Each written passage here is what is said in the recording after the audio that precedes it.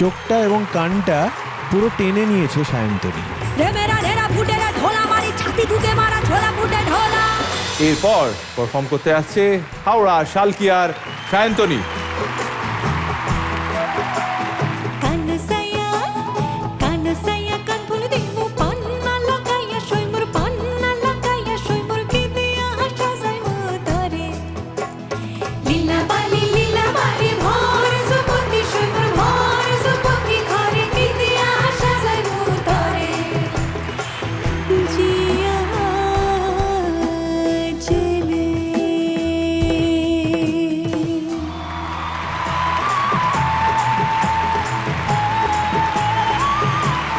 এত সুন্দর আবহ তৈরি হয়েছে, এখানে সবার ভূমিকা মুখ্য, সবার জন্য একটা জোরে হাততালি হয়ে যায়। তার মধ্যেও চোখটা এবং কানটা পুরো টেনে নিয়েছে সায়ন্তনী, সেটা ওর গায়কির গুণ। আমি অবাক হয়ে মাঝে মাঝে ভাবি যে কোন চারজন ফাইনালে যাবে, আমি তো ভেবে উঠতে পারছি না।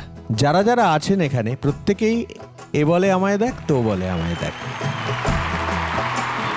খুব ভালো হচ্ছে, আরো ভালো হোক, এটাই চাই। সায়ন্তনীকে কিছু বলার আগে মিউজিশিয়ানসদের জন্য মানে কতবার কি ভাবে আমরা নতুন নতুন ভাষা চিন্তা করে করে আমরা ক্লান্ত হয়ে গেছি। তোমরা যে কি করছো মানে ইটস অ্যাবসলিউটলি ম্যাজিক, বিউটিফুল, এত এত এত ভালো লেগেছে, একটা অসাধারণ প্রেজেন্টেশন। আর সায়ন্তনী ওয়াজ ফ্যান্টাস্টিক, বিউটিফুল, খুব ভালো লেগেছে। Thank you ma'am, thank you. এখানে এই গানটা এতটা সুন্দর হতো না যদি না আমরা এখানে এই যে চিন্টু আছে আমাদের, চিন্টু থ্যাংক ইউ। আমাদের প্রাজ্ঞ সোমনাথদা আছেন, এইদিকে বাবুদাদা তো আছেই, আর আজকে আমরা স্পেশাল গেস্ট হিসেবে একজনকে এখানে পেয়ে গেছি। স্যার আপনি যদি নামটা একটু বলে দেন। কলামণ্ডলম গোপা কুমার।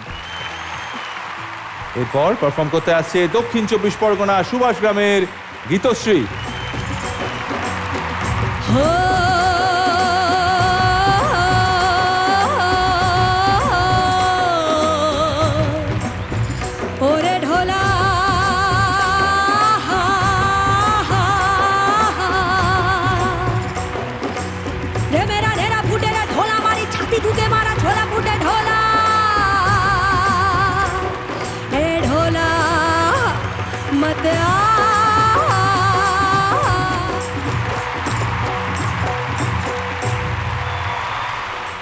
একটা জোরে হাততালি চাইবো এনার জন্য।